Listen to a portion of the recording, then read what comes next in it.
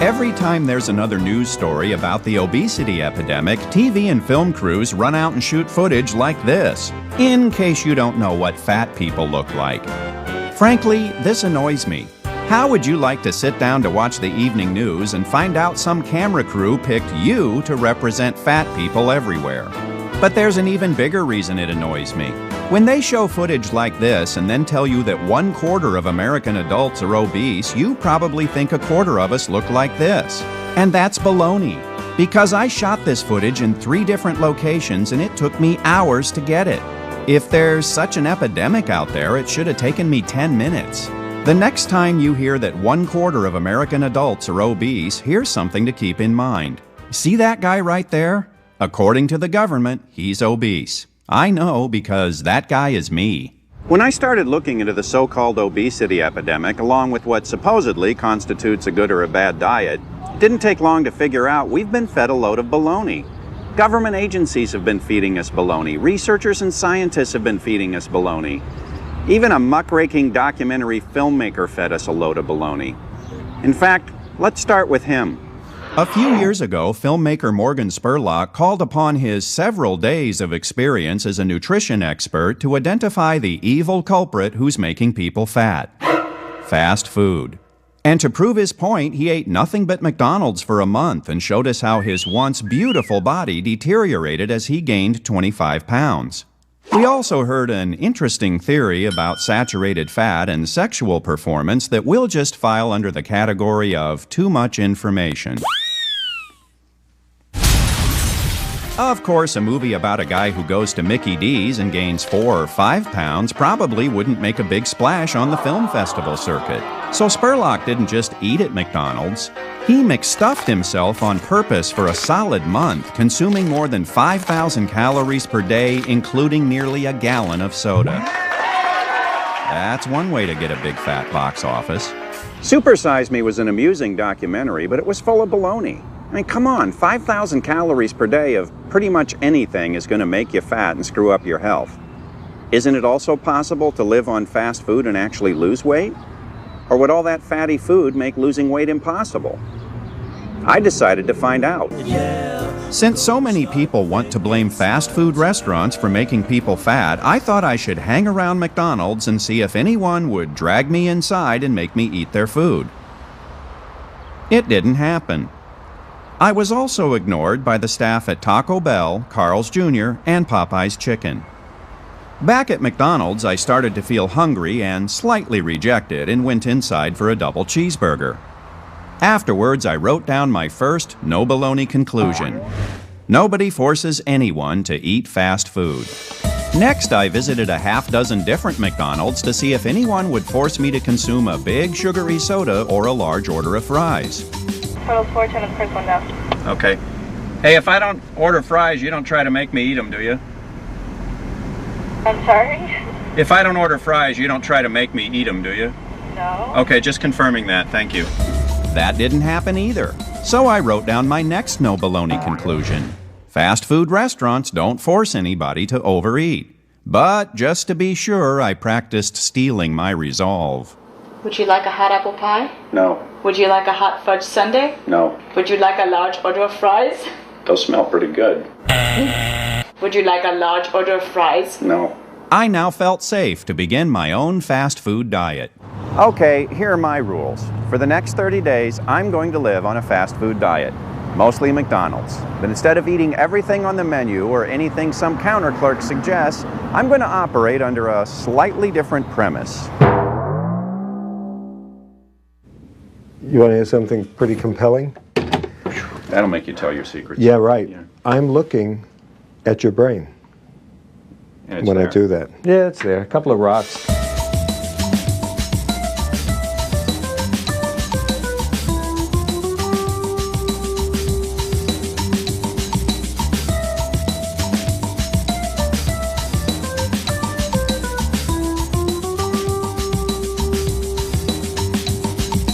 Have you ever been told you had a murmur? Mm-mm. It's because you don't have one. Scared the hell out of me.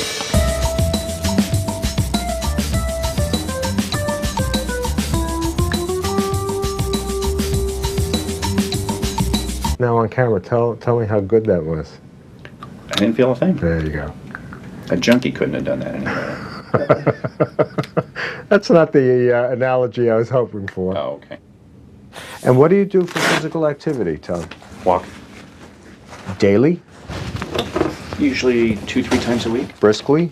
Yeah, for about 5 miles. Good. And I'm glad that you don't run, because I'm not a big fan of that. And out. Okay, you didn't tell me that you work out, but I'm feeling lots of muscle here. Are you just blessed with this? Seriously. That's the good news. Now for the bad news. Are we done? Yeah, we're done. I'm afraid to look. It's hard. It's high. 31. 31.2. 0.2. Yeah. So that is high. I knew going in I was overweight, but according to the current medical definition, I'm obese. Obese? You mean at 5'11", 206 pounds, I'm part of the obesity epidemic? Well, apparently so, but we'll come back to that. Your diet should be one that you can live on and live with forever. Okay. It shouldn't be something that's so drastic that you can't possibly live with, because as soon as you're off of it, you will, and studies show this over and over again, you will just revert to your old ways and the weight will come back, if not more. Okay. Your blood tests look good? Okay. Can you give me numbers, please? Yes. Your cholesterol was a little bit high, but not bad. It was 231. What was the HDL and LDL? The HDL is incredible. It's 61. Now, is that good or bad? That's very good. It's good. Yes, excellent. Incredibly so. What's considered the good? 39. Over 39? Their triglycerides were great. They were 70. That's all right. What's considered good for triglycerides? Under 150. Under 150. So basically, HDL and triglycerides are good. The LDL is a little higher than we'd like to see it. Yes. And Your PSA, everything is fine. so what are we having? We're having quinoa with pineapple teriyaki tofu and chicken-flavored soy drumlets with sweet and sour sauce. This? Carrot juice. Huh.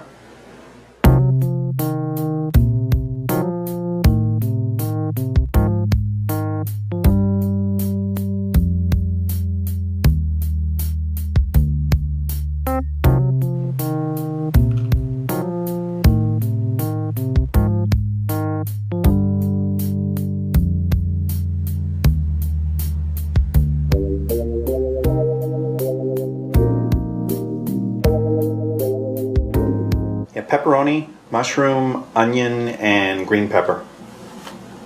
Cash. And how long? How long if I come pick it up? So it's day one. It's about 8:45. My daughter is in bed. I'm heading out for dinner. I've had a little fewer than 1,200 calories. Okay, there it is. The most hated symbol in the entire industry by the fast food haters.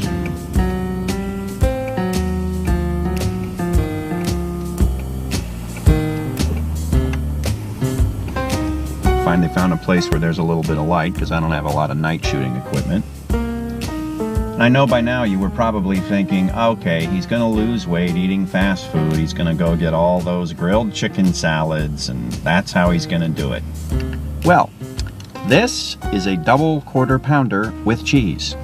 And I'm still going to be under 2,000 calories for the day.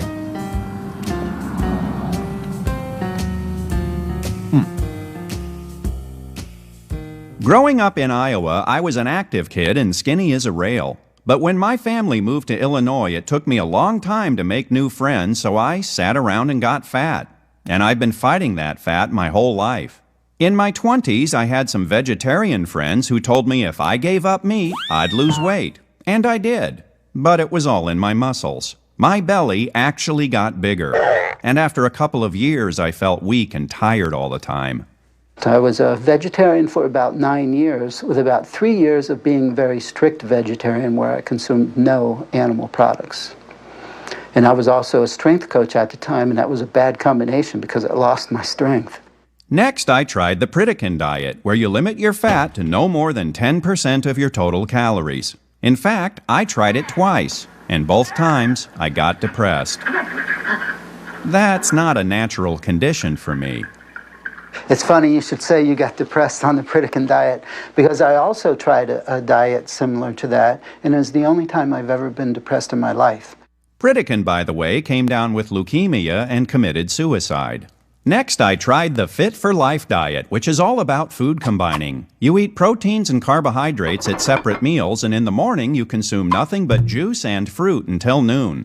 I started using a juicer and I felt great for about 2 hours. When the sugar buzz from the juice wore off, I could barely stand up. So how can people lose weight? The story we've all heard about weight control goes like this. If you eat more calories than you burn, the extra calories turn to fat. But if you just consume fewer calories or burn more calories by exercising, you create a calorie deficit and you automatically lose weight. It's a nice, simple story. And it's a load of baloney. But it's more complicated than that, because it's also important what your body decides to do with the calories that you eat. In his groundbreaking book, Good Calories, Bad Calories, science writer Gary Taubes explains that people who try to starve themselves thin almost never lose as much weight as this equation says they should. And in studies where naturally thin people ate an extra 1,000 calories per day for several months, they barely gained any weight at all. After examining decades of research that obesity experts seem to have completely ignored, Taubes concluded that your body's tendency to store fat is determined by hormones. Most importantly, insulin. All other things being equal, if you consume the same number of calories, the higher your insulin is, the larger proportion of those calories you will divert towards stored body fat. If insulin is up, and you're not eating very much, or you're eating even the wrong kinds of foods, the kind of foods that keep insulin up, insulin holds the fat in the fat cell and doesn't let it out. What raises insulin, independent of any other metabolic hormones, what raises insulin is carbohydrate, starch and sugar, pure and simple. So here's my plan. Using my functioning brain, I did a few minutes of research and found that a man of my size and activity level burns about 2,500 calories per day. To create a calorie deficit, I'm setting a target of 2,000 calories per day. I'll also burn a few extra calories by walking 6 nights per week instead of my usual 3. But here's the really important part. To make sure my body can burn its own fat for fuel, I'm going to keep my insulin down by limiting my carbohydrates to about 100 per day. Breakfast.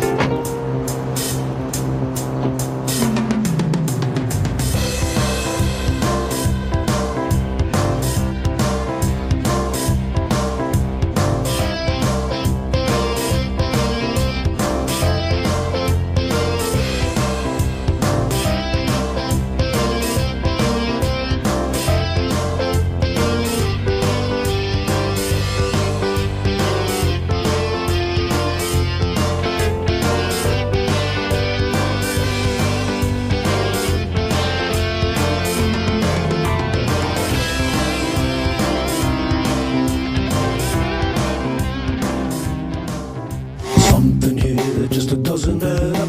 Something here that just doesn't go down. Something here that just doesn't add up. Something here that just... Okay, I admit it. As a computer programmer, I kind of like math. So let's do some. And I promise it won't be hard. Even the reviewers who love Supersize Me could do this math if they wanted to. Morgan Spurlock ate at McDonald's for 30 days using these rules. I will eat 3 square meals per day. I will eat everything on the menu at least once. I will only supersize a meal if they ask me. There's no such thing as a supersized breakfast, so that leaves 60 lunches and dinners. But Spurlock was only asked to supersize 9 times, which means, according to his rules, 51 lunches and dinners were not supersized. So let's put together 3 meals a day using large combinations and see what we get.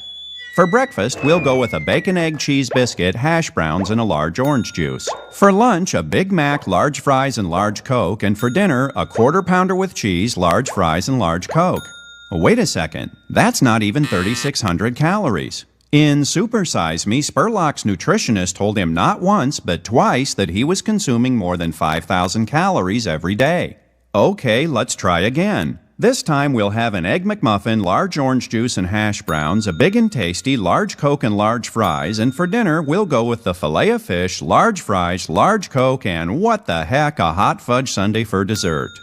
Isn't that strange? Even with a dessert, I'm at just over 3,600 calories. Something doesn't add up. Well, let's try a supersized day. We'll have a sausage, egg, cheese McGriddle, large OJ and hash browns, followed by a Big Mac, supersized fries, supersized Coke, and for dinner, a double quarter pounder with cheese, supersized fries, supersized Coke. That's a lot of calories. But I'm still 800 calories short of what Spurlock consumed every day, and I just supersized 2 meals. To get my calorie count even close to Spurlockian proportions, I have to supersize my lunch, supersize my dinner, then throw in 2 desserts. So how did a guy who claimed to eat 3 meals per day and only supersize 9 meals in an entire month manage to consume more than 5,000 calories each and every day? Hi, I'm working on a documentary that's sort of a follow-up to Super Size Me. I was wondering if there's some way I can get a hold of Morgan Spurlock. I need to see his food log. Hi, I'm doing sort of a documentary follow-up to Super Size Me. I was wondering if there's a contact number for The Con, Morgan Spurlock's production company. I was hoping to see his food log. Okay, what's your email address? I would like to get a hold of the food diary that Spurlock kept during that month. Several journalists have asked Spurlock to let them see his supersized food log. The answer in every case was no. One of Spurlock's agents asked me to put my request in writing, so I did, and I never got a response. At the end of Super Size Me, Spurlock called upon McDonald's to get rid of those supersized meals. This annoys me.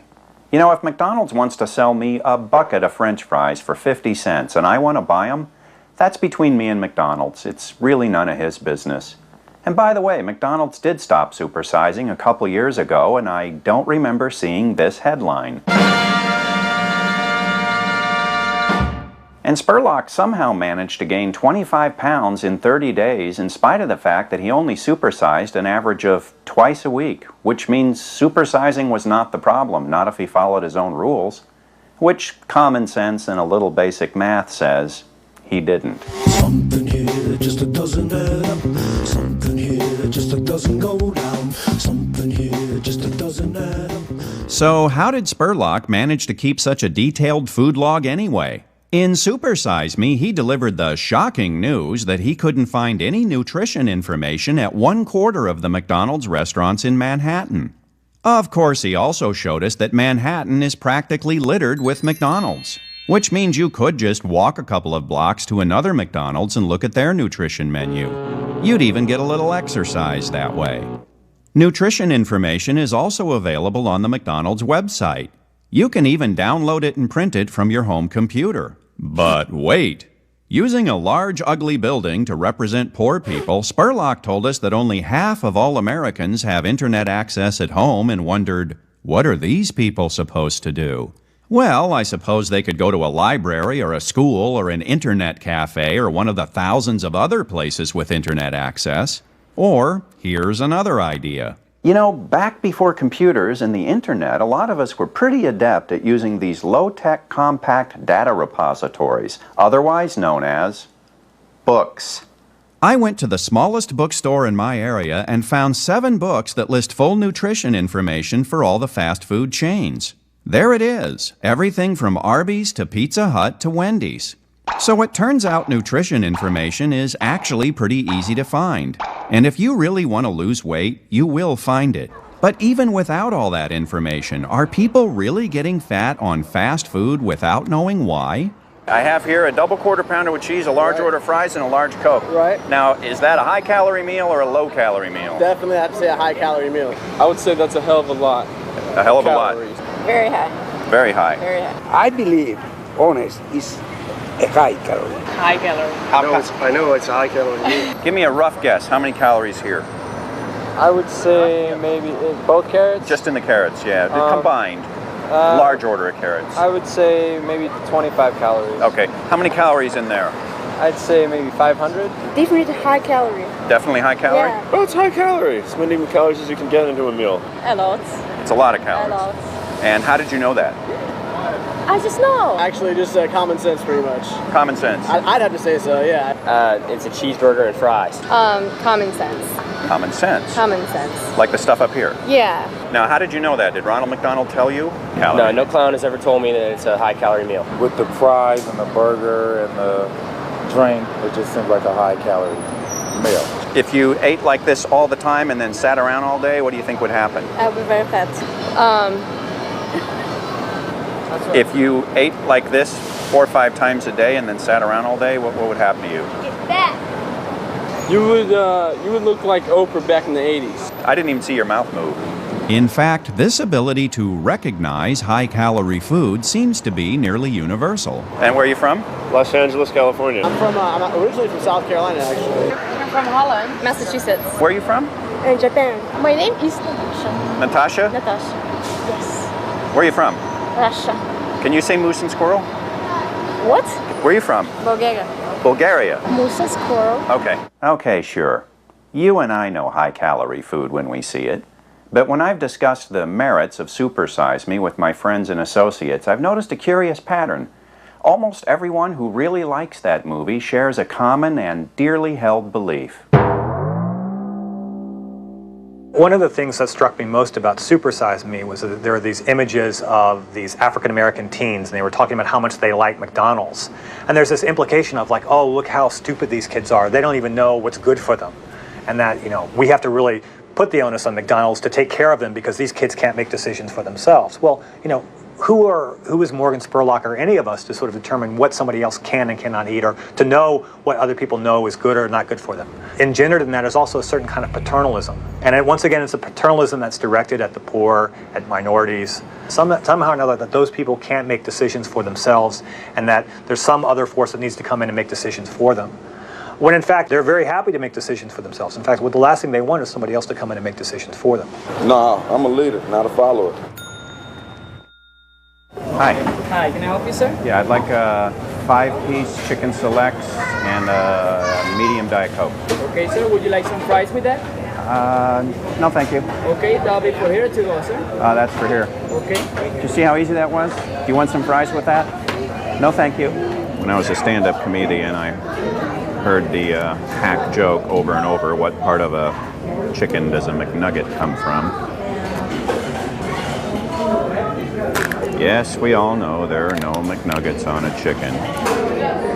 There are also no sausages on a pig. Everybody's got a lawyer, and the lawyers need to make their fees. They say they use their legal might. To most of us, the idea that people are too stupid to know that sodas and French fries are fattening sounds like a load of baloney. But if you sue people for a living, that sounds more like an opening argument. In Super Size Me, Super Sue Meister John Banzaf, who desperately wants to squeeze gold out of the golden arches, explained why it's McDonald's fault when people get fat. It's a sudden change. Most of this obesity epidemic has occurred since last January. Now, what's causing it? Well, it can't be the mom-and-pop restaurants. They've been around for hundreds of years. It can't be the food we're eating at home. We've been eating at home for hundreds of years. I think it's fair to point the big gun at McDonald's. They're the ones who lure kids in. They're the ones with the playlands. You know, in a lot of areas, there are no playgrounds. You have to go to McDonald's. Don't you just love lawyer logic? Well, let's take them one by one. We can't blame the sit-down restaurants. They've been around for hundreds of years. When my parents went out to a restaurant, it wasn't for low-calorie food.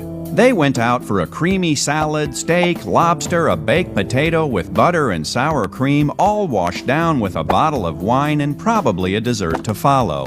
The difference is they only went out for a big dinner 10 or 15 times a year, and if I went with them, it was probably my birthday. Today, Americans eat out more than anybody in the world, and the whole family goes along. The restaurant business is booming. The only industry that employs more people is government, and we give restaurants our money on purpose. In fact, a study conducted by the University of Hawaii concluded that when kids go to a traditional sit-down restaurant, they end up consuming more calories than when they go to McDonald's or any other fast food joint. We can't blame meals at home. We've been eating meals at home forever. Rip Van Winkle, call your office. Somebody's been sleeping under your tree. With over 40% of American women now working full or part-time, plus having kids, simply women's role as food providers and food preparers has changed. Most women simply do not have a lot of time and energy to prepare the types of meals that, say, June Cleaver did in the 1950s. Food manufacturers, recognizing this fact, started putting together more prepackaged types of food. And the largest growth in the food industry has come in these pre-prepared dinners and pre-prepared meals. In 1978, only 8% of all homes had a microwave oven. Today, nearly everybody does. When dinner time rolls around, we buy it and nuke it, or we pick it up and take it home. The restaurant and food industries didn't cause this trend, they're just responding to it. Oh, and by the way, they're giving us more of what we want. Free time. And now for my favorite bit of lawyer logic. They're the ones who lure kids in. They're the ones with the playlands. You know, in a lot of areas, there are no playgrounds. You have to go to McDonald's. Is that supposed to make me mad at McDonald's? Listen to what he just said. In some areas, the federal government didn't provide a playground, state government didn't provide a playground, local government didn't provide a playground. Ronald McDonald did. Where I live, it can be 105 degrees in August. Parents flock to the McDonald's playland because it's air-conditioned and it's safe. I talk to the other parents and we all have the same problem. The kids are so anxious to play, they don't want to eat. Of course, the real reason we can blame the fast food restaurants is that they're giving us too much food for too little money. I'm forced to eat this food all week long because I have been brainwashed since I was like 5. I mean, it takes years to look like this. It does. And I've worked on it. And I just got done eating 3 hot dogs. The reason why Americans have gained an average of 8 to 10 pounds over the past 20 years is not because McDonald's is supersizing their value meals. It's how much they're eating in between meals. It's how much they're eating in their cars. It's how much they're eating while they're watching TV. It's the mocha frappuccinos. It's the Ben & Jerry's ice cream at 10 o'clock at night. These are are responsible for about 25% of the average American's caloric intake. The expansion of the beverage market in this country and the number of high-calorie beverages that most Americans consume are probably more responsible for America's weight gain over the past 20 or 30 years than anything having to do with our actual meal sizes. If there's one thing Morgan Spurlock and I would agree on, it's this. Drinking a 44-ounce glass of high-fructose corn syrup 2 or 3 times a day is nuts. So, how much sugary soda am I consuming on my fast food diet? None. In fact, I almost never drink the stuff because I feel lousy when I do.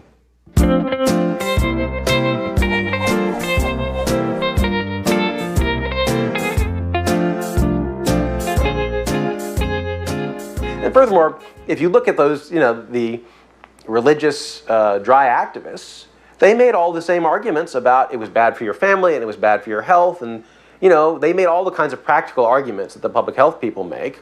It's really about the same thing, which is looking at people's risky behavior, deciding people ought not to behave that way, and then trying to enlist the government to get those people to change their behavior. The modern-day equivalents of the Women's Temperance League are groups like the Center for Science in the Public Interest. Just like the religious dry activists, CSPI believes people are too weak and too stupid to resist giving in to temptation. Whether they call it king-sizing, supersizing, or a combo deal, for many Americans, it's an offer that's hard to refuse. So who are these people anyway? CSPI is usually identified in the media as a consumer advocacy group, but they're a little more than that. The Center for Science in the Public Interest is a very well-intentioned organization, but I think they misrepresent themselves in that they pick and choose the type of science that they choose to endorse if it corresponds with their organization's mission. They're pushing vegetarianism to a large extent. They are a vegetarian organization, and that's their real interest. It's not based on public interest or real science. They're promoting misinformation for the benefit of certain industries. Actually, they're not really good scientists at all. CSPI was founded by Michael Jacobson, a vegetarian activist who used to work for Ralph Nader. Over the years, Jacobson and CSPI have warned us about all kinds of dangerous foods. The Center for Science and the Public Interest, the same group that recently came down hard on the calories in Chinese cooking. First they said that Chinese food was loaded with fat, then Italian. Now it is Mexican. Has a new study on the perils of fat and calories in dining out Italian style. They do not hold back. They do not speak in measured terms. They push things to the limit all the time. This is a heart attack in a bun. So stay away from fettuccine Alfredo. Hurley calls it heart attack on a plate. Have you ever eaten fettuccine Alfredo? I have. How many times? In my life? Sure, give me a rough guess. 50. You've eaten 50 servings of fettuccine Alfredo? 50? Of course, I'm Italian. Love fettuccine Alfredo. There you go. I have, last night. Last night? That is bizarre. Maybe 200. 200? And how many heart attacks have you had? None. Are you sure? I think so, yeah. No heart attacks. Actually. No heart attacks. None. Are you having chest pains today? No. Any possibility you had a heart attack and didn't know it? No. Is there any chance you had a heart attack and you just said, oh, I shouldn't have had the chili? Possibly. Possibly. If all they did was nag us about the foods they don't like, then groups like CSPI would just be annoying and occasionally laughable. But they don't just want to nag us. They want big government to step in and help us make better choices. When McDonald's began putting out nutrition menus, CSPI said that wasn't good enough because people don't want to get out of line to read them. Boy, I really should count my calories and lose some weight, but I'd have to walk all the way over there. Heck with it. So now CSPI wants the government to force restaurants to put nutrition information right on your fast food package, because then you'd finally get smart and stop eating the stuff, which is a load of baloney. Now, I don't think anyone would argue with the idea that having more information about what we eat and about its nutritional content is a good thing. But the idea that somehow or another, if I was confronted with the fact that my Big Mac is 600 calories, would change the likelihood that I ate that Big Mac, I think is a lot of wishful thinking. Now, if you knew that these were 400, 450 calories, would you just give up fries? No. No. No, probably not. If there was a warning label on here that said 400 calories, then would you stop eating fries? No. You wouldn't? No. What the critics of the fast food restaurants miss, as usual, is the element of consumer demand and consumer choice. Because from McDonald's perspective, they don't care if people are eating, bacon double cheeseburgers or salads.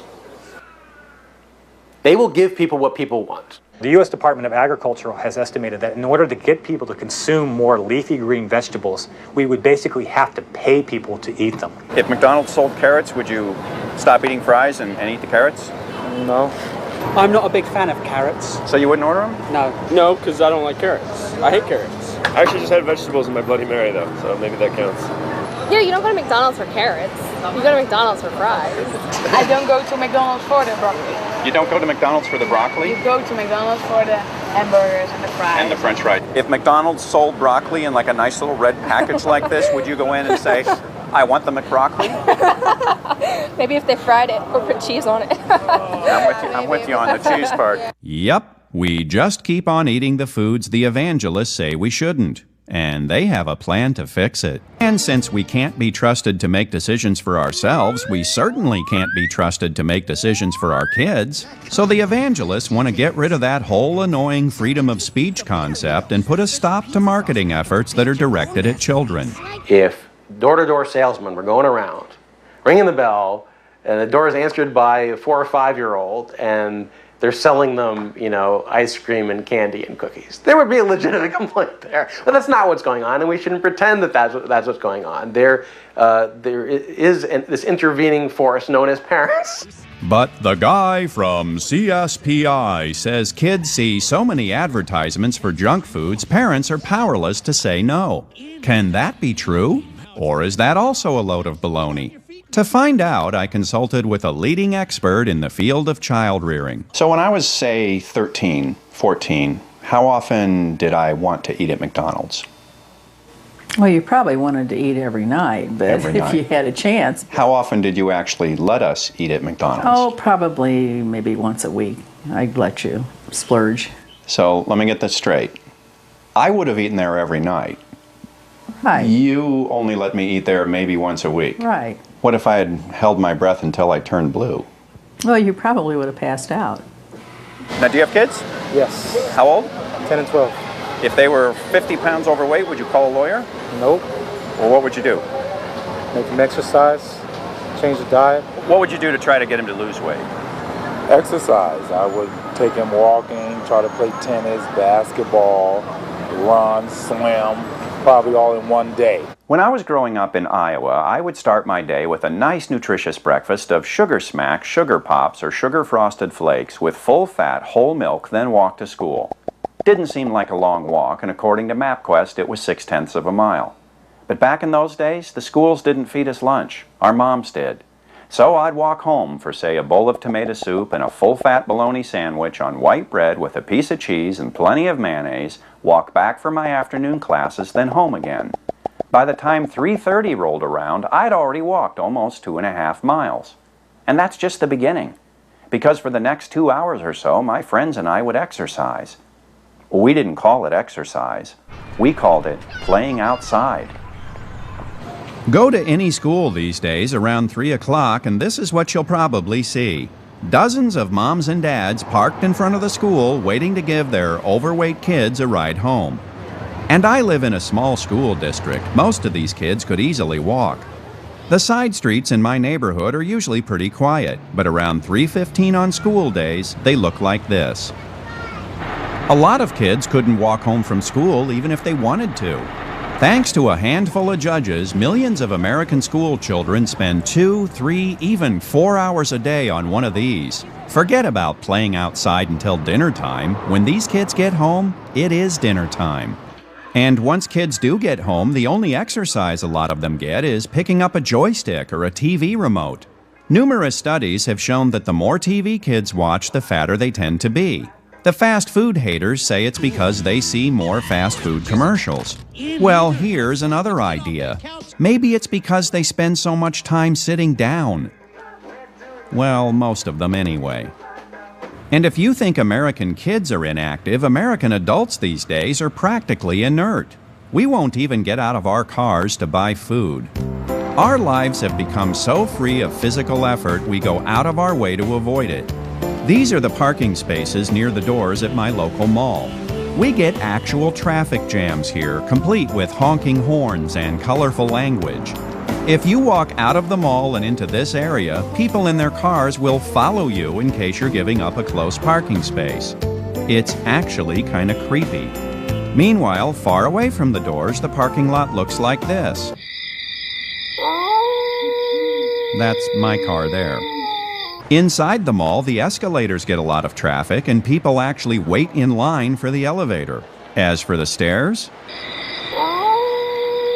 you could cover these things in super glue and nobody would notice. Until relatively recently, people typically made a living through back-breaking labor. Typically. One could argue that our weight gain is a sign of our success. The fact that most of us can eat whatever we want when we want, that most of us don't have to toil on any kind of physical activity, that we're able to amuse ourselves in a manner that's not physically taxing, is something that most people want. No way would I say, let's go back to the way things used to be so everybody can be thinner. For one thing, they would still be dying much earlier than they are now. I mean, despite the fact that they were fatter, we're living longer than ever before. This is 1,450 calories of beef, bacon, bun, and cheese. Hardee's calls it the Monster Thick Burger. Their sister company, Carl's Jr., calls it the Double $6 Burger. The Center for Science in the Public Interest calls it a heart attack in a bun. After I eat this, my calorie count for the day will still be about 2,200. If I die after I eat it, I'll have my wife contribute, I don't know, $6 to CSPI. It's about 1:15 in the morning, and I'm awake because I feel great. Really, I feel great. You know, if I thought I was having a heart attack or something, I probably wouldn't bother setting up a camera. Honey, I have chest pains. Quick, get a tripod. I think I'm dying. Is there enough light in here to shoot? Oh, God, I can barely breathe. Switch the mic to -10 dB.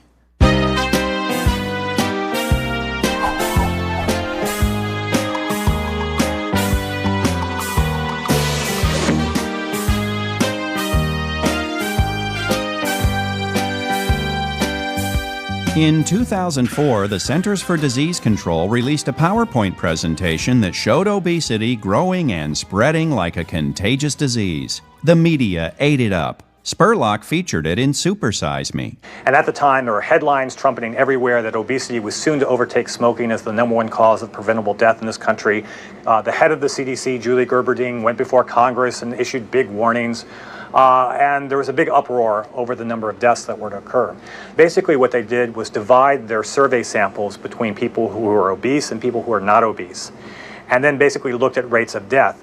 Now, if you were obese and you died from a snake bite, they would say that it was your obesity that was causing your death, not the snake bite. And this was part of a little statistical hanky-panky on their part.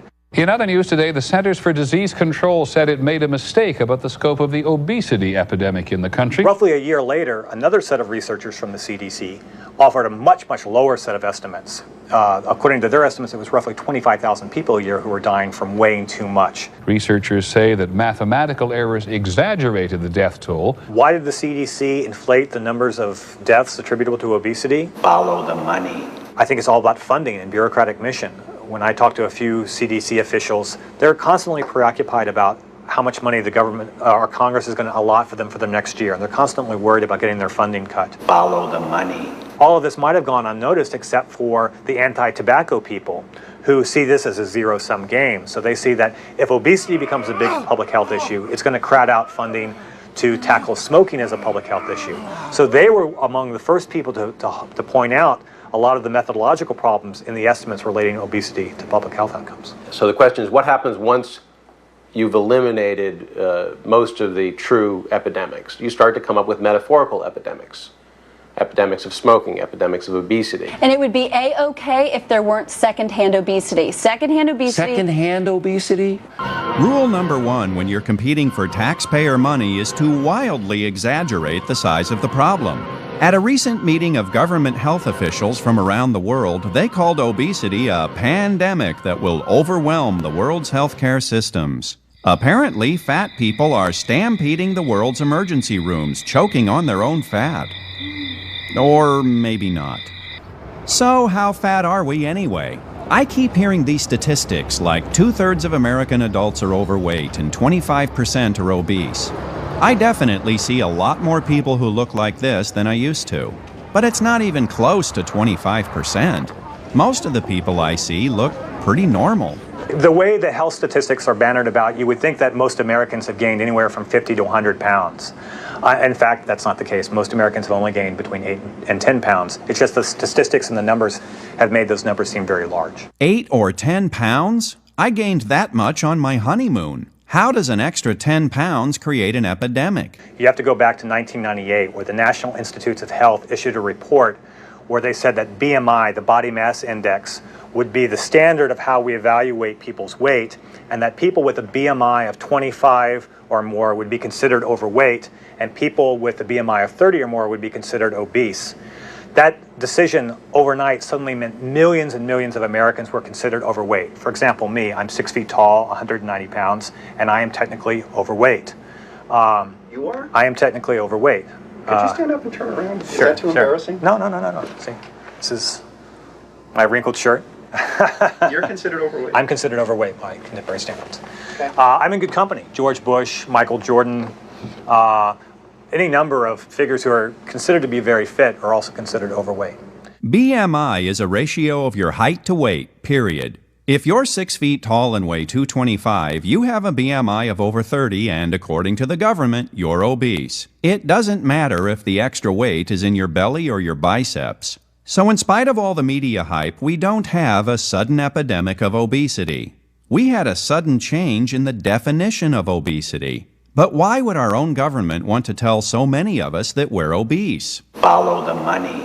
Now, most of these people, including the chair, Xavier Pisonier, are heavily subsidized by the weight loss industry. Most of them receive numerous research grants, serve on various boards, have received various types of funding or awards from various pharmaceutical and other weight loss companies.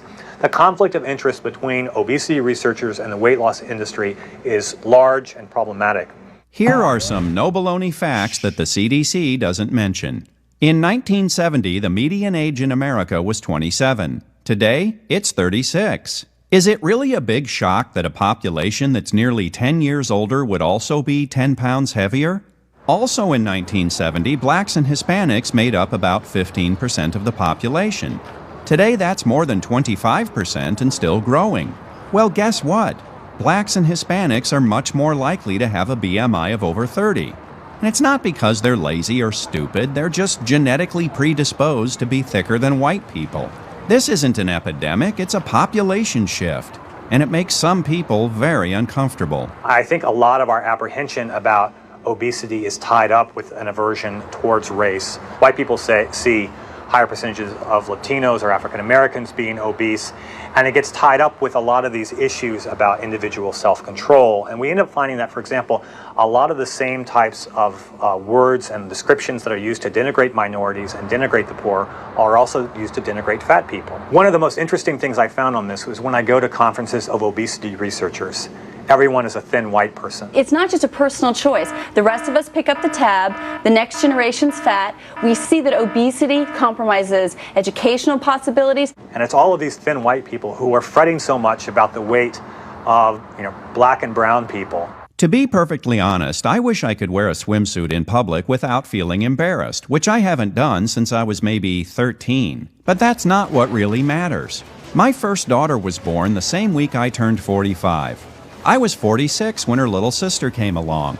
I want to live long enough to see them grow up and become whoever they're supposed to be. I want to dance at their weddings. I want to play with my grandchildren. So is the extra 20 pounds I'm carrying around going to kill me before my time? Well, let's look at a couple more no-baloney facts the CDC doesn't talk about. People the government classifies as overweight actually have longer average lifespans than people classified as normal weight. And men who are classified as obese but get regular exercise are only half as likely to die prematurely as thin men who don't exercise. One of the big problems of making weight a barometer of health and fitness is that it simply says that if someone is thin, no matter how fit they are, they're healthier than somebody who is fat. When in fact, the scientific evidence is overwhelmingly conclusive that people who are fit and active are healthier no matter what their body size is. Okay, you didn't tell me that you work out, but I'm feeling lots of muscle here. And what do you do for physical activity, Tom? Walk. Daily? Your blood tests look good. The HDL is incredible, it's 61. And your triglycerides were great, they were 70. Everything is fine. The problem with linking obesity to most diseases is much like saying that, well, the real problem with lung cancer is bad breath or smelly clothes, rather than blaming cigarettes, i.e. we're blaming an associated symptom rather than an underlying cause of these health conditions. And why are we blaming the symptoms? Follow the money. Well, it's very profitable for certain groups in our society to treat these symptoms. And that's all obesity is. It's a symptom. If you have chronically high blood sugar, there's a very good chance it'll make you fat. But there are plenty of thin people who also have high blood sugar, and there are plenty of fat people like me. I'm overweight, in fact I'm technically obese, but I'm perfectly healthy and my blood sugar is normal. And if anything is going to kill you, it's high blood sugar. Yeah, I think the most difficult group of people to work with as a physician are the people who have the metabolic problems. They have high blood pressure, they have type 2 diabetes, and yet they don't gain weight. because it's very difficult for a physician to make that person understand that they have to change the way they eat. Over the past 30 years, millions of Americans have developed a condition that doctors call metabolic syndrome. It begins with high blood sugar and can eventually cause insulin resistance, type 2 diabetes, and heart disease. And that's the real epidemic. So what's causing it?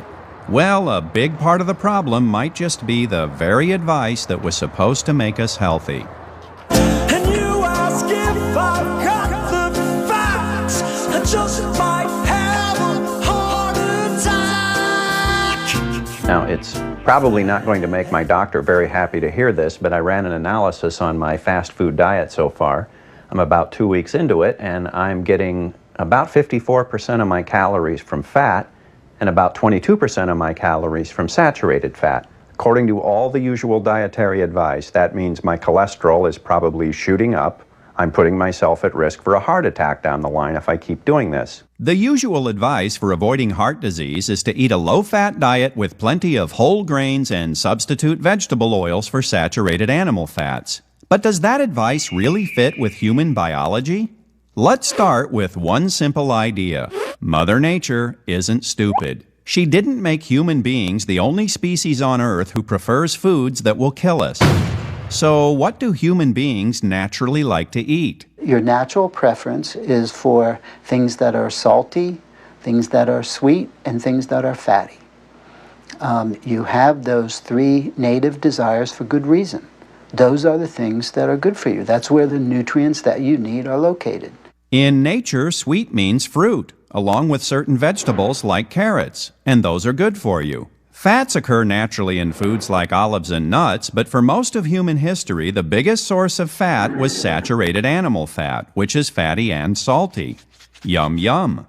And for millions of years, this is exactly how we ate. We ate no sugar, almost no starch, a little bit of vegetable fat, and a whole lot of saturated animal fat, up to 5 or even 10 times as much as the experts say we should. But almost nobody got heart disease. If you look at pre-agricultural humans, at their skeletal remains, the cortical thickness of their bones, they're robust, they're tall, they had good teeth.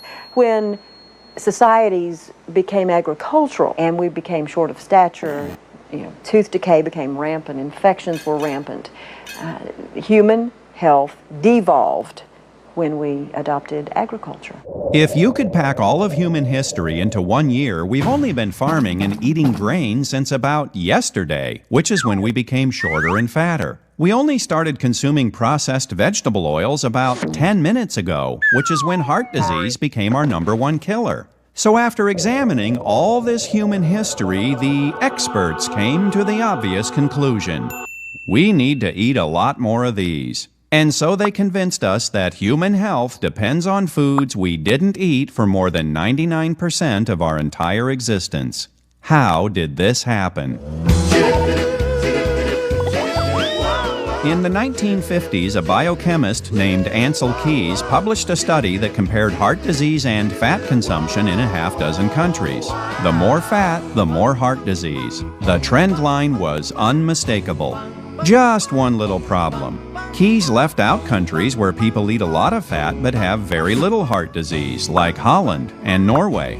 He also left out countries where people don't eat much fat but do have a lot of heart disease, like Chile. In fact, Keys had reliable data from 22 countries, and the results were all over the place. But you can't make a big splash in the scientific community with a trend line that looks like this. So Keys did what any dedicated researcher would do. He threw out the data that didn't fit and published his results. His punishment for this bit of scientific chicanery was to get his picture on the cover of Time magazine. Keys became known as the father of the lipid hypothesis, which says that eating saturated fat raises the cholesterol in your blood, and high cholesterol in your blood clogs your arteries and causes heart disease. The hypothesis that when you eat high fat, that produces high cholesterol, and the cholesterol produces heart disease, is wrong in every one of those links. This whole idea that dietary fat causes cholesterol problems is sort of a myth. The whole idea that cholesterol problems lead to heart disease is a myth. The theory is completely and totally wrong. It was a theory that was made out of whole cloth and then pushed. The term artery clogging saturated fat, it's as though it's all one word. It's become part of the zeitgeist. Everybody knows saturated fat is bad for you, but when you get back and you start looking at the medical literature and you root back through to find out where this whole idea came from, it's bogus. 3 authors who did root through the medical literature are science writer Gary Taubes, Swedish Dr. Uffe Ravenskov, and British Dr. Malcolm Kendrick. When they examined the data from all the big studies on heart disease, they discovered some pretty interesting facts. Here's my favorite. Guess how many studies actually prove that a high-fat diet causes heart disease? The answer? 0. That's right, none. In some of the largest studies ever conducted, researchers put thousands of volunteers on a low-fat diet and then tracked their health history for several years. The results? Nothing. They had just as many heart attacks as people who weren't on a low-fat diet. Since 1948, the Harvard Medical School has been following the diets and death rates of the entire population of Framingham, Massachusetts. One of the researchers involved in the Framingham study called the lipid hypothesis the greatest scientific scam of this century, perhaps of any century. And after more than 40 years, even the director of the study made a rather startling admission about what the study data actually shows. The more saturated fat one ate, the more cholesterol one ate, the lower the person's serum cholesterol. In other words, a high-fat diet does not automatically raise your cholesterol. Well, what about the second half of the lipid hypothesis? Whether it comes from your diet or not, doesn't high cholesterol cause heart disease? After all, that's what the experts have been telling us for 50 years. Lots of people have bad heart attacks and have low cholesterol. There's not really a huge correlation there. You've got people who have heart attacks and who develop plaque who have high cholesterol, people who have low cholesterol. There's really not any correlation. Michael DeBakey, the famous heart surgeon, compared the medical records of more than 1,700 of his own patients. He found no relationship between cholesterol levels and heart disease. When Dwight Eisenhower had his first heart attack, his cholesterol was only about 165. Wow, that's a nice healthy level there, General. So if high cholesterol doesn't actually cause heart disease, what does? The newest theories in heart disease development don't have anything to do with cholesterol. They have to do with inflammation. Cholesterol does not cause heart disease. Cholesterol is the thing that heart disease acts upon. The heart disease is the inflammation and the oxidation, the plaquing out of cholesterol once it becomes oxidized. So many people have been found that have low, normal or low cholesterol, and they still have bad heart disease. But most of those people, when they're checked carefully, will have signs of inflammation. To understand how inflammation can cause heart disease, let's look at what cholesterol actually does. Cholesterol is one of the most important substances in your body. Without it, you'd be dead. Your brain and your nervous system are full of cholesterol. The walls of your cells depend on cholesterol. Nearly all of your hormones are made from cholesterol. This stuff is so important, almost every cell in your body can make its own cholesterol if it has to. The heart disease story we all know goes like this. If you have too much LDL or bad cholesterol, it builds up in your arteries and makes them narrow. But if you're lucky, HDL, or good cholesterol, gobbles it up and clears it away. It's a nice, simple story. And it's a load of baloney. For one thing, LDL and HDL are not cholesterol. They're proteins that carry cholesterol through your blood. LDL carries cholesterol from your liver to your tissues, and HDL carries old cholesterol back to your liver where it's recycled. If you want more HDL, the last thing you need is a low-fat diet. What makes HDL go up? Fat in the diet. That's what raises HDL. So you increase the fat in your diet, and your HDL, deemed by even the most fervent anti-cholesterol person as the good cholesterol, HDL goes up. That's right. In spite of what the experts told us, 27 different studies have shown that eating saturated fat raises your HDL. And despite its bad reputation, not all LDL is actually bad. LDL comes in different size packages. There are little small, dense, BB-like packages, and there are big, round, fluffy, cotton ball-like packages. And the small, dense ones, it turns out, what's called the type B LDL, are the most harmful ones. And the big, fluffy ones aren't particularly harmful at all. Heart disease doesn't begin when your cholesterol goes up. It begins when your arteries become damaged or inflamed. LDL then does exactly what it's supposed to do. It brings in cholesterol to help the healing process. But if small LDL becomes damaged by oxidation, it can penetrate the wall of the artery. If the inflammation and oxidation continue, a plaque begins to form. Now you've got heart disease. So does a high-fat diet produce too much small LDL? Nope. Small LDL is the result of eating too many carbohydrates. That's been shown in the medical literature probably a dozen times at least in papers that reducing carbohydrate in the diet shifts from a small dense pattern to a big fluffy pattern. Having an LDL that's 120 or 130 or 100 or 145 doesn't matter as much as the kind of LDL that it is. If the numbers alone don't mean very much, then why does high cholesterol get all the blame? Research consistently shows that smoking, elevated blood sugar, and emotional stress can cause inflammation, damage your arteries, and lead to heart disease. They also happen to raise your cholesterol. So by blaming cholesterol for causing heart disease, the experts relied on logic that makes about as much sense as this. In high crime areas, there are more calls to the police. Therefore, we can assume that calling the police produces an increase in crime. To get rid of crime, the answer is simple. Stop calling the police. But in spite of all the evidence that cholesterol is just an innocent bystander, the experts keep trying to bring it up on charges. In 1988, the Surgeon General's office set out to prove the lipid hypothesis by reviewing the data from all the major studies. But after 11 years and more than $100 million, the results were not supporting the theory. So they did what any dedicated government researchers would do. They shut down the entire project, saying it was becoming too complicated. And as Kendrick Taubes and Ravenscow discovered, that's been a disturbingly common pattern. Researchers routinely ignore evidence that the lipid hypothesis is wrong and sometimes even manipulate their data for the sole purpose of supporting it. What could possibly cause such rampant dishonesty? In the 1970s, the lipid hypothesis was still very much in dispute. Then a Senate committee headed by George McGovern decided to settle the issue. McGovern at the time was following the Pritikin diet and believed everyone should be cutting back on fat and cholesterol. The committee's original report urged Americans to reduce their risk of heart attacks by reducing their intake of cholesterol down to the equivalent of about 1 egg a day.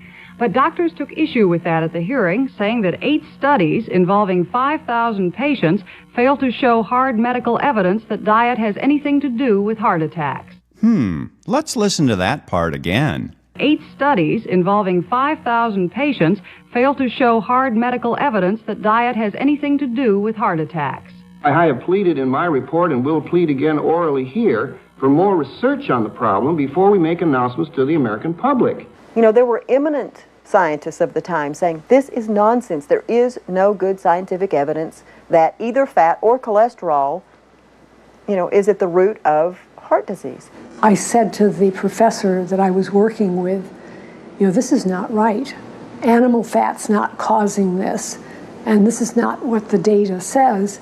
So the McGovern staff did what any dedicated staff working for McGovern would do. They decided those scientists must have been paid off by the big bad dairy and egg industries. Well, I would only argue that senators don't have the luxury that a research scientist does of waiting until every last shred of evidence is in. They went to great lengths to overlook anything that did not fall into lockstep with that belief, and basically just unleashed what amounted to a several decade-long experiment in which all of us were unwitting participants.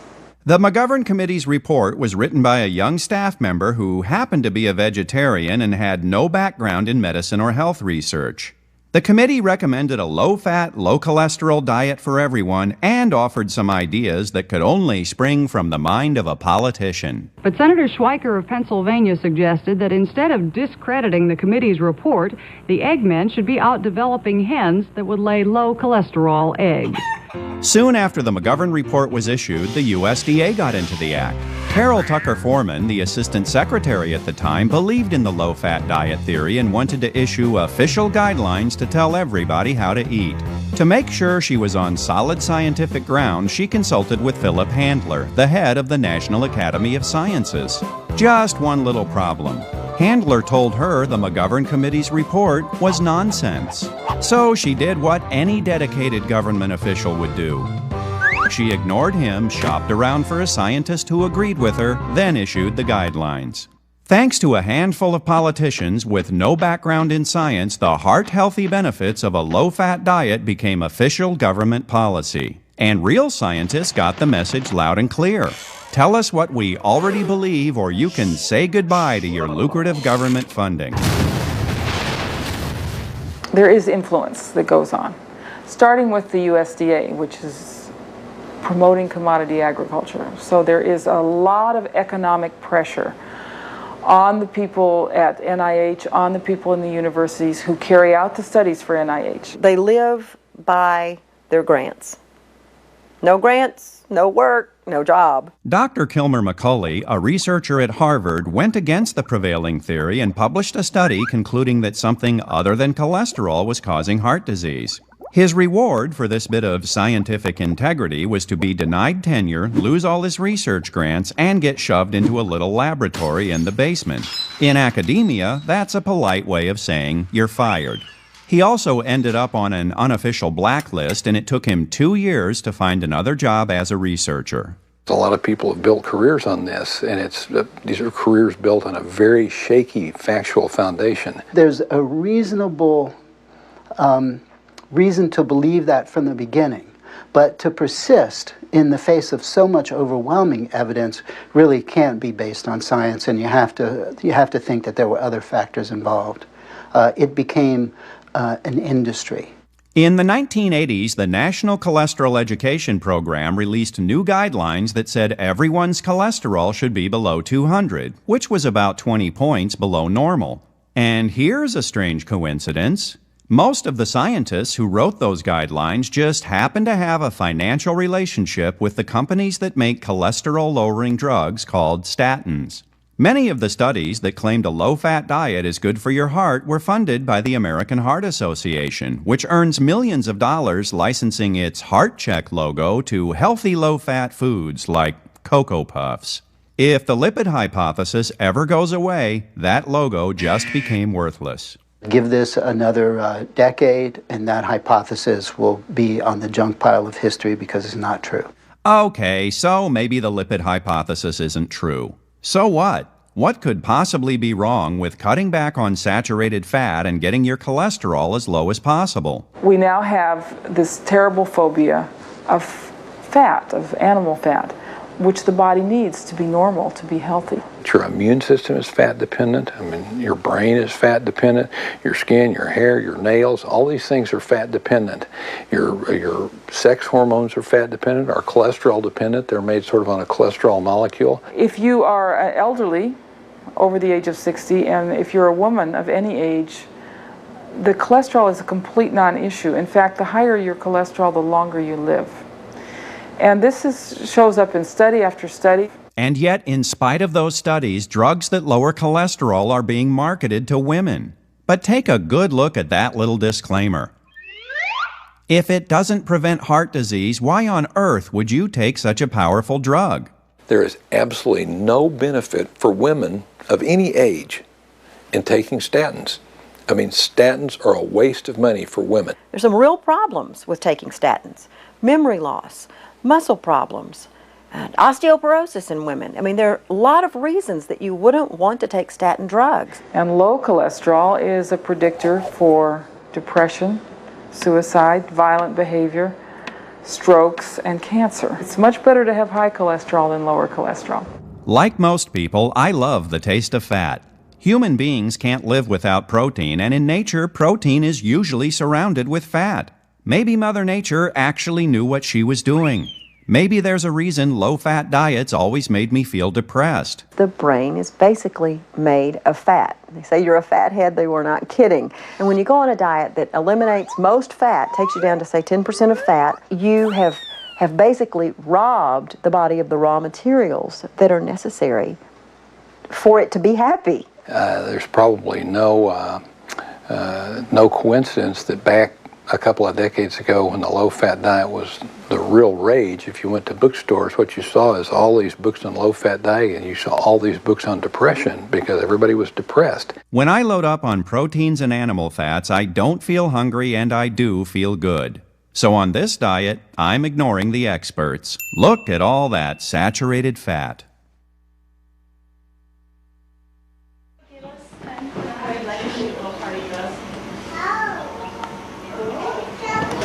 This is my Passover dinner from Jack in the Box. It's like the discovery thing. Sourdough chicken sandwich. Night-night.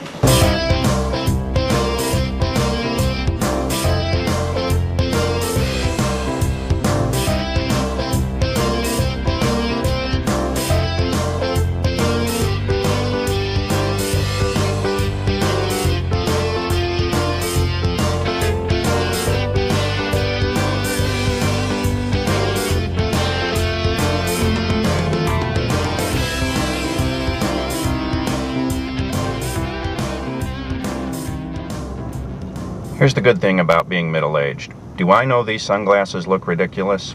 Yes. Do I care? No. My 2-year-old didn't feel like sleeping last night, so I had to get up with her a few times, and I ended up sleeping in too late to get breakfast. That's the bad news. The good news is it's going to be a big lunch. A bacon ultimate cheeseburger and a diet soda, please. Medium Diet Coke, make that. Bacon ultimate cheeseburger and a medium Diet Coke? That's right. Go on a shopping trip at your local natural food store and you'll find the shelves jam-packed with processed vegetable oils. But what exactly is natural about them? Would human beings living in the wild ever consume oils that came from soybeans or corn? We've never had these in the human diet in the history of the world. Where do you get fat from corn? If you take corn and put it in a thing and squeeze it, you don't get corn fat out of it. You don't get corn oil. You've got to chemically extract the oil from corn to get it. Until that process was developed, you didn't have all of these vegetables, soybean oil and corn oil and cottonseed oil and all these things. Humans didn't eat that stuff. The studies that came in on the corn oil showed that it was a disaster, that it caused cancer. If you gave carcinogens to rats who were fed corn oil, they developed cancer. If the rats were fed coconut oil or tallow, they didn't get cancer. And it's not just cancer. After the experts convinced millions of Americans to switch from butter and lard to margarine and vegetable oils, heart disease went up. How can that be? After all, vegetable oils are cholesterol-free. We as humans are not used to eating those fats in the quantities that we've been eating them. I mean, that's what's called an omega-6 fat. Omega-6 fats are pro-inflammatory. They cause inflammation. We need some of them, but we don't need a whole lot of them. But we do eat a whole lot of them, and those unnatural fats can cause the inflammation that leads to heart disease, especially the most unnatural fat of all. Partially hydrogenated vegetable oils, otherwise known as trans fats. It gives you the cooking properties you need, the flakiness in biscuits and the chewiness in bread and the things that you look for from a saturated fat. But it doesn't behave as a saturated fat in the body, and the body actually will take it up very readily and pack it into the cell membranes, which then become stiff and inflexible and can't do their job. The Center for Science in the Public Interest recently filed a lawsuit against KFC for using trans fats to fry chicken. And pretty much everyone agrees that trans fats are bad news. So why do the restaurants even use them? The old McDonald's French fries, for example, were cooked in beef tallow, which is a saturated fat that's got lots of stearic acid in it. Stearic acid is a long-chain saturated fat that's been shown to actually either lower or have no effect on cholesterol. It's a pretty innocuous fat. They had very well-publicized, very carefully orchestrated protests outside of McDonald's and the other fast food chains. Took out petitions and went after them. And they made them change. And what they made them change to, of course, was partially hydrogenated vegetable fat. And he came up with one of his papers which said trans fatty acids not guilty as charged, and distributed all of this. Here is the head of the CSPI. And they're still in their journals. In other words, all you have to do is go take a look at it, and they said trans fatty acids not guilty as charged. So their big jihad to get rid of saturated fat ended up making everybody switch to trans fats. Somebody evidently said to them, you're wrong, there's something wrong with the trans fatty acids, and they did an about-face. Now, the same group, the CSPI, is going after people for using trans fats, and they're only using the trans fats because they went after them for using the saturated fats in the first place. And they lied, and they said, oh, we've been telling you all along that the trans fatty acids were a problem.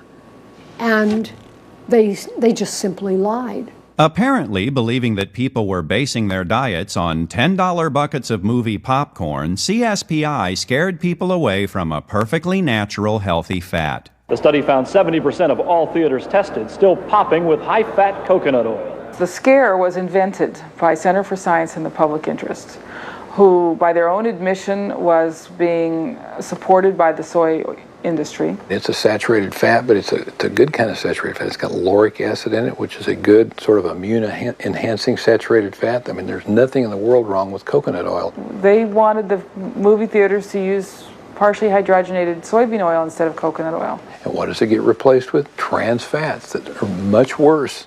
Thanks to the experts, the politicians, and the radical vegetarian nutcases, we've been scared away from perfectly natural animal fats that kept us healthy for millions of years. We scared men away from saturated fat, which helps to produce testosterone, and now we take Viagra. We scared parents into giving their kids skim milk while their brains are growing, and now we've got kids who can't concentrate and take drugs for ADD.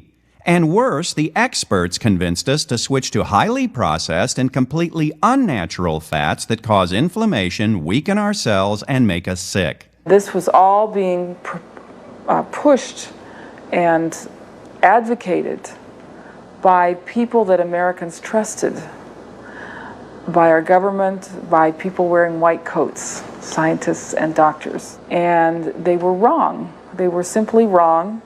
And we are reaping the whirlwind of the consequences today.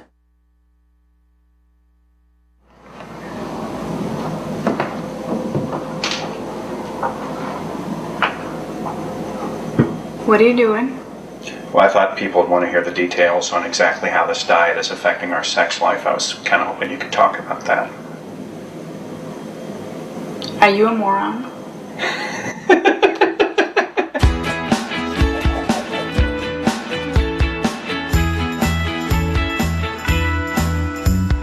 Sugar, sugar, makes me want to be with you.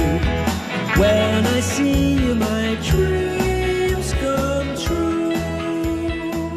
The rise in heart disease, and especially the rise in obesity and diabetes, is very clearly about one thing.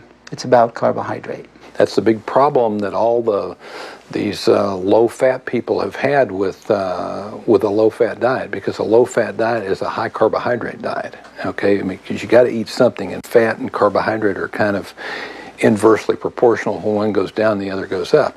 Which is exactly what the experts told us to do. The USDA Food Pyramid recommends a low-fat diet that includes up to 11 servings per day of grains. To be based on grains is not the native diet for any mammal. There's only one group of animals that lives well on grains, and that's birds. You know, the USDA Food Pyramid is more about selling agricultural products than it is about selling health. They are totally committed to what can be sold in the commodity markets. So that's wheat, corn, soybeans, sugar. A few years ago, I went back and pulled some labels off of feed sacks in a farmer's co-op and ran them through my little nutritional computer. I mean, there's virtually no difference in the macronutrient composition that farmers use to feed animals to fatten them up and that the USDA uses to tell us how to supposedly slim down. In the 1990s, the Food and Drug Administration decided it was time to help us slim down. So they ordered food manufacturers to adopt a standardized nutrition label that includes recommended servings of protein, carbohydrates, and fat. FDA Commissioner David Kessler said it was the most important battle for public health he'd ever waged. Stories in the media were full of happy predictions about how much smarter Americans were going to eat, thanks to all that good government advice. And since then,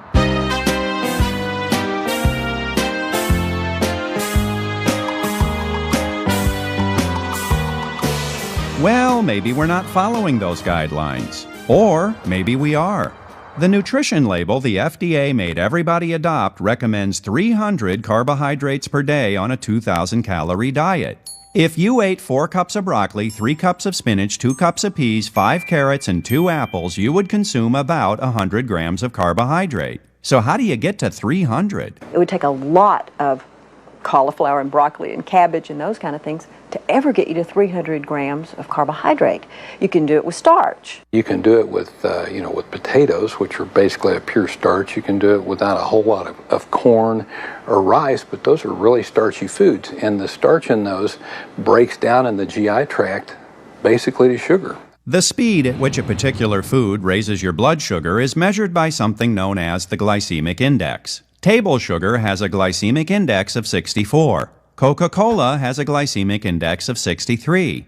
The foods we ate for millions of years almost all had a low glycemic index. So what about all those whole grains the experts tell us should be the foundation of a healthy human diet? Raisin Bran has a glycemic index of 61. Shredded wheat logs in at 67, which means it spikes your blood sugar faster than sugar does.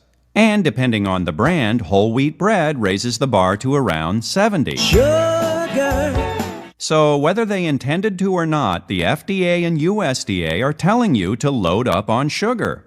And lots of it. The amount of blood sugar in your blood, if you have a normal blood sugar, is a little bit less than 1 teaspoon.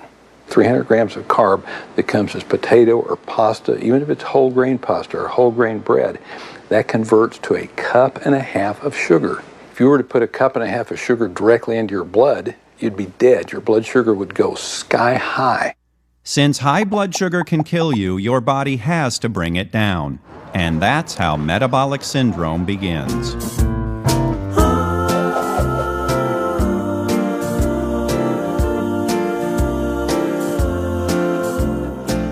Most of us think we only put fat in our fat cells when we eat too much. But as Gary Taubes explains in Good Calories, Bad Calories, your fat cells are like rechargeable fuel cells. Every time you eat, you store some fat. In between meals, fat comes out of your fat cells to provide the fuel for your muscles and organs. If you're naturally thin, it's because you have efficient fat cells. Fat goes in quickly and it comes out easily. Your body doesn't need much fat because the little bit of fat you do have is a reliable source of fuel. If you're predisposed to be fat, it's because you have greedy fat cells. When you eat, you tend to store calories as fat instead of burning them. And when your other tissues need those calories, the fat comes out slowly if it comes out at all. What are they doing?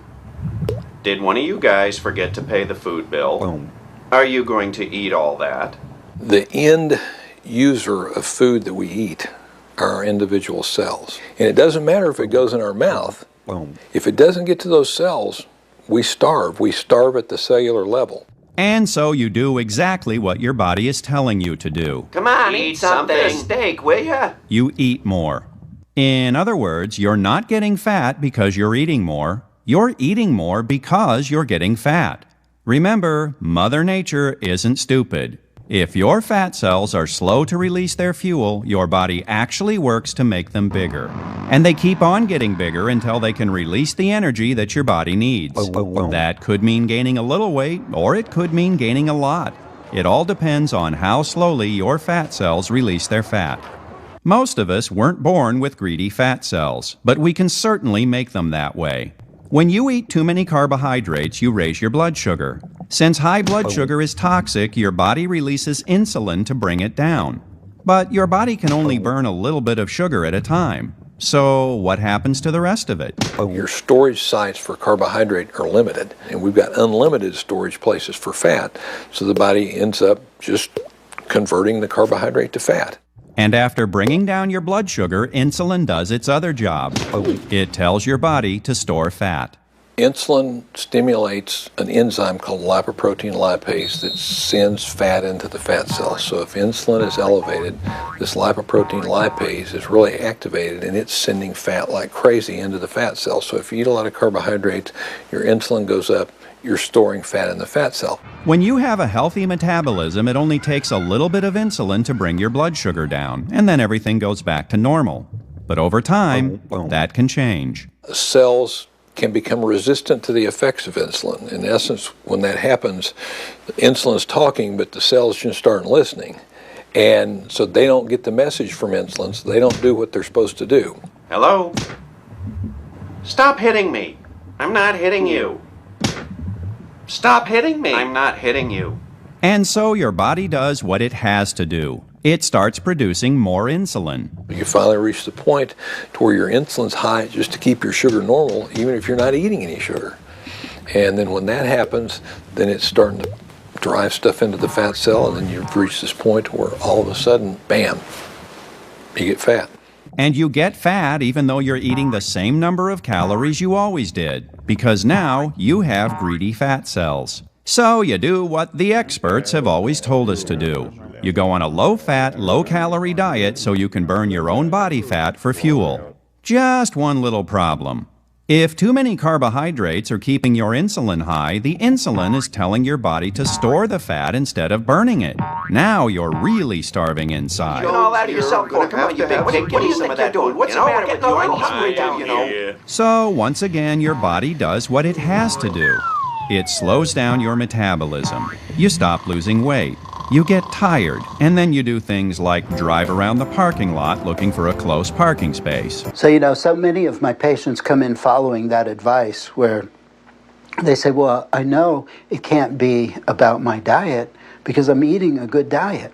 And I say, well, what did you have for breakfast this morning? And they say, well, I ate a bowl of Special K, and I used low-fat milk. And then I had 2 pieces of whole wheat toast. And to break your fast in the morning with all of that insulin-producing high glycemic diet is going to shut down your metabolism and is the prescription for making you fat. And then they end up being, in most cases, larger than they were when they started out, but with a lower metabolic rate. And it frustrates so many people because they do it and they fail and then they think they failed. And they didn't fail. The diet failed. The next time you feel like indulging in the usual prejudice against fat people, here's something to keep in mind. My wife has always been thin, and she's the first to admit it has nothing to do with discipline. When she and I sit down for a meal, we both do exactly the same thing.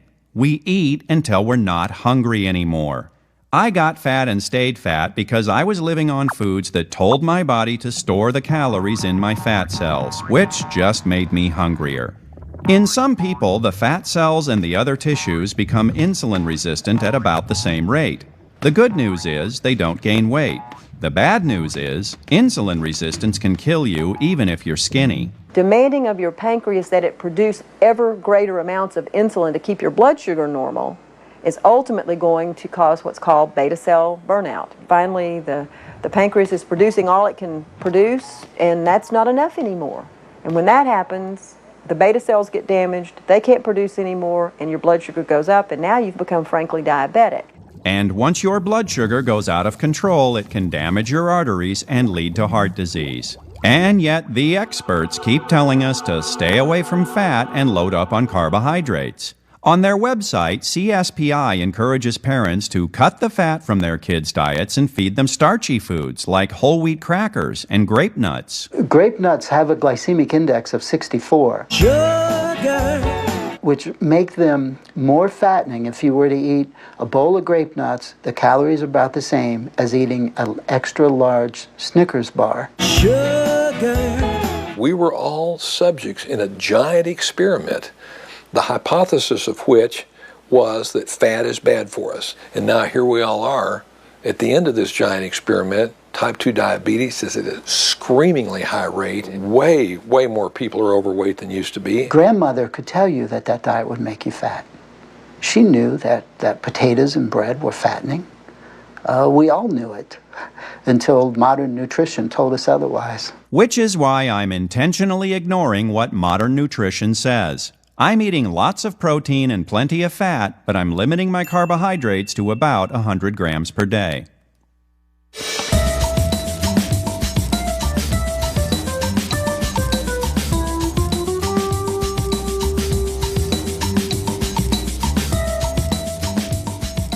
Because my doctor was going on vacation, I shortened my 30-day diet to 28 days and went to my post-diet checkup.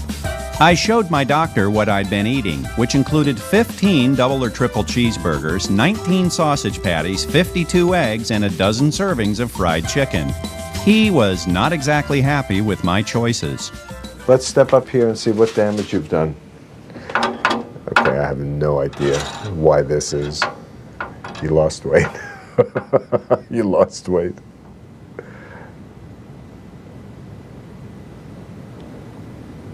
A 194, I believe, and a quarter. Mm-hmm. If you move away, I can see better.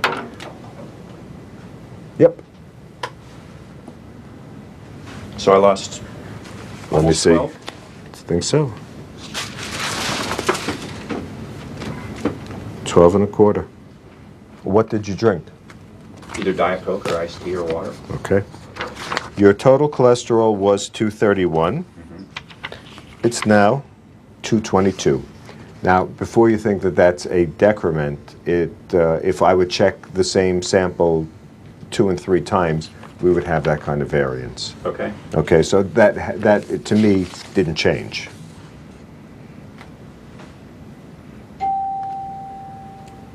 What's that look? It's 28.2. I don't like what you're proving here. I didn't write it the last time, but I believe you, 31.2, which was high. And you went to 28.2. That's eating a lot of junk. So, I believe you've proved your point. See, but you did it with an eye towards an end. Okay, you had an idea what you were doing, you knew what you were doing, and in spite of that, you were able to do something. I'm impressed. And I would agree with you. There's more to it than just, no fast food. Do you ever wake up in the middle of the night and go, cheeseburger, cheeseburger? Yeah, every night, almost every night. You get like the shakes and withdrawals, and I start like hitting people. I've done like, that. I need chicken nuggets. Now, see, I thought I was the only one. Yeah, no. Okay. Fathead, yeah, I'm gonna start thinking smarter. The part of Super Size Me that really made me laugh was not supposed to be funny. To figure out why I was laughing, let's play a game called One of These Statements Is Not Like the Others. Number 1, this food is so awful it makes me vomit. Number 2, I think I'm getting addicted to this food. Number 3, in one more day I never have to eat this crap again. If you selected number 2, congratulations, you have a functioning brain. For a guy who claimed to be suffering from a McDonald's addiction, Spurlock somehow managed to quit the stuff cold turkey and go back to his girlfriend's vegan diet. After eating at McDonald's every day for 28 days, I didn't set foot in the place for 3 weeks. I was tired of it. If this is an addiction, it's not a very good one. So why even play that angle? Well, if you're going to let a lawyer who desperately wants to sue McDonald's serve as your technical advisor, you kind of have to play the addiction angle, don't you? And by the way, how did Spurlock do on that purifying vegan diet? But it took him 4 months to lose 20 of those pounds, and another 4.5 or maybe 5 months to lose the other 4.5 or 5 pounds on this pristine, constructed by his vegan chef girlfriend diet. I mean, I thought that was amazing. If he had just gone on a low-carb diet, if he had just gone back to McDonald's and only eaten bacon double cheeseburgers without the bun, a salad, and an iced tea, he would probably have resolved his problem in 3 weeks. Don't get me wrong. A fast food diet is not a good diet. A good diet would include a lot more fruits and vegetables. But if I can eat fast food every meal for 28 days and lose weight, then most people can certainly eat fast food a few times a week without becoming obese. I was happy to lose the 12 pounds, but I wasn't quite finished with diets. While researching this film, I was surprised to learn that the lipid hypothesis might be a load of baloney. So, with a little encouragement from Dr. Eads, I decided to conduct a one-man experiment. For a solid month, I cut all the sugar and starch out of my diet, and I went on a saturated fat pig out. For breakfast, I ate 2 or 3 eggs fried in butter every day with plenty of bacon. When I was traveling, I ate sausage McMuffins without the muffins. For lunch, I had cheeseburgers without buns covered with plenty of onions fried in, you guessed it, coconut oil. For dinner, I had nicely marbled steaks or Polish sausages. My favorite snack was shredded cheese fried in coconut oil. I also ate plenty of fruit covered with heavy cream and lots of green vegetables practically swimming in butter. During that same month, I had a big programming project with a tight deadline, so I spent a lot of nights working until 2 in the morning. But I never felt exhausted. In fact, my energy and my mood were great. At the end of that month, I had yet another cholesterol test. The results? Well, let's just say somebody has some explaining to do. My overall cholesterol dropped and my HDL shot up. The experts who think cholesterol is important tell us to watch our cholesterol ratio, which is calculated by dividing your total cholesterol by your HDL. After a solid month of eating everything the experts say is bad for your heart, my cholesterol ratio dropped to 3.27. According to the experts, that's outstanding. When I think of all the times I had low-fat cereal when I really wanted bacon and eggs, or a skinless chicken breast when I really wanted a juicy steak, well, it kinda pisses me off. So let's review. Who told Americans to avoid saturated fats, which make you feel full and happy and don't spike your blood sugar, and told us instead to eat lots and lots of carbohydrates, which do spike your blood sugar and make you hungry again soon after eating them? Your government. Who cut funding for PE programs and, even according to John Banzhaf, doesn't provide enough playgrounds in many areas? Your government. Who ordered kids to ride a school bus across town instead of letting them walk to their neighborhood school? Your government.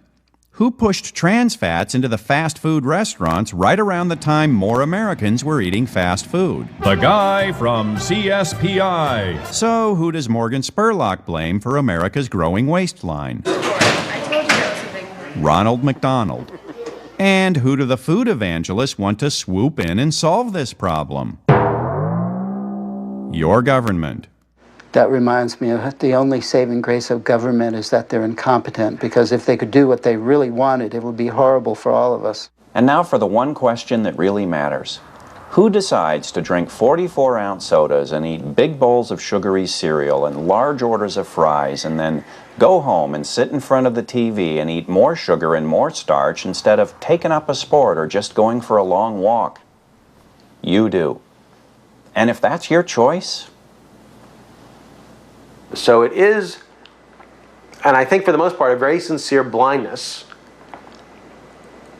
to the possibility that other people might just have different values and preferences than they do. I love hamburgers. I love French fries. I love Coke. I love to go in there. And, there are times when I eat these meals, even though I know that this is not the healthiest food for me to be eating. And that in a free society, that's okay. It's all... Wait a minute. That was 3 years ago, so let's do some catching up. By the time I finished making this documentary, I was fascinated with nutrition and health, so I kept on researching. I've read dozens of books and hundreds of studies, and I've interviewed quite a few more doctors and researchers who say the low-fat, high-carbohydrate diet recommended by the USDA is a load of baloney. Yes, a lot of the so-called experts still believe in the lipid hypothesis, but every year there's more and more evidence that they're wrong. Here's what one group of researchers had to say after going back and examining all the relevant studies. There's no significant evidence for concluding that dietary saturated fat is associated with an increased risk of coronary heart disease or cardiovascular disease. Meanwhile, there have been several clinical studies comparing diets that are low in carbohydrates versus diets that are low in both calories and fat. And guess what? The low carbohydrate diets keep coming out on top. People not only lose more weight without counting calories, they also improve their risk factors for heart disease and metabolic syndrome more than people who go on low-fat diets. As a result, more doctors and scientists are coming around to the same conclusion. Dietary fat was never the problem. The problem is too many refined carbohydrates. And that message is finally starting to show up in the mainstream media. So, am I still on a low-carb diet? Yes, but with some important changes. When I was shooting Fathead, my main focus was on limiting my carbohydrates to around 100 grams per day. So if I could eat a hamburger bun or some fried chicken strips without going over the limit, that was okay with me. And for some time after finishing Fathead, I continued eating what I now call low-carb junk foods. Low-carb bread, low-carb ice cream, low-carb pasta, low-carb dessert bars, and so on. Well, not anymore. In the past couple of years, I've become aware of researchers and authors who promote what they call a primal diet or a paleo diet. The idea behind these diets is based on evolutionary biology, and in a nutshell, it goes like this. Yes, you may talk on a cell phone and surf the internet, but genetically, you're almost exactly the same as your caveman ancestors. When you eat modern processed foods that your ancestors never would have eaten, there's a good chance those foods will make you sick, because genetically, we're just not adapted to eating them. And besides sugar, one of the most modern and most damaging foods we consume today is wheat. What we have today, called wheat, is not what we think of, that is this 4.5, 5 foot tall plant that stands up to your shoulders in a grown adult. It is a 2 foot tall, short, stocky plant that has a very large seed head, a very thick stalk, but yields about 10-fold more per acre. So this was introduced in the 70s. It caught on gradually. Many farmers, by the way, thought this thing looked weird and didn't want to grow it in the late 70s, but once they saw the incredible increase in yield, they rapidly embraced it in the early 80s, such that by 1985, when you went to the grocery store and bought bread, cookies, cakes, pretzels, crackers, anything made of wheat, virtually all of it came from this high-yield, semi-dwarf strain. Okay, so today's wheat isn't the same as your grandmother's wheat. So what? You cannot change a plant to this incredible degree, often using bizarre and extreme techniques, without changing its underlying genetics and biochemistry. We know that multiple proteins in wheat, the gliadin proteins, the gluten proteins, the lectin proteins, probably the glutenin proteins, the whole long list of new proteins that are just different, perhaps by a few amino acids, but as any allergist will tell you, it just takes a shift of a couple, a handful of amino acids in a protein, and it can make the difference between no reaction and a fatal reaction. So we know that there have been extensive changes introduced into the wheat plant. Now we're seeing the downstream consequence. We're seeing this incredible surge in diseases. And I wouldn't have even thought to put 2 and 2 together until we saw what happened when we took wheat out of the diet. When I stopped eating wheat and other grains, I waved goodbye to several annoying health problems. So I'm still on a low-carb diet, but it's a diet based on unprocessed whole foods. Meats, eggs, seafood, fruits, vegetables, and nuts with a little bit of full-fat dairy. I only eat fast food on rare occasions, and when I do, I skip the hamburger buns completely. My lifestyle has also changed. When I was making Fathead, I lived in Burbank, California, right next to Los Angeles. When my daughters started school, I asked myself a question. Do I want my kids to grow up to be LA kids? Would I want to grow up here? So we moved across the country to a small town in Tennessee and eventually bought a small farm. We've started raising more of our own food, and we shop for eggs in our own hen house. the eggs are delicious. Both of my daughters live on diets that are high in fat and relatively low in carbohydrates. Of course, that means we're feeding them almost exactly the opposite of the diet recommended by the USDA. The result? Both of my girls are lean and strong and energetic, they're almost never sick, and they've never had a single cavity. And they somehow manage to get straight A's in school, even though the experts say kids need lots of carbohydrates to fuel their brains. I don't go for long walks at night anymore because, frankly, I'm afraid if I walk around our fields after dark, I'll trip over a rock or step on something with fangs. So now I get in my walking by playing disc golf on my own land. My daughter Sarah is getting pretty good at the game, and I'm, not bad. I also go to a gym once a week and lift weights using a slow-motion training method recommended by people like fitness trainer Fred Hahn and Dr. Doug McGuff. Thanks to the better diet and the better workouts, I'm leaner and stronger than I've been in decades.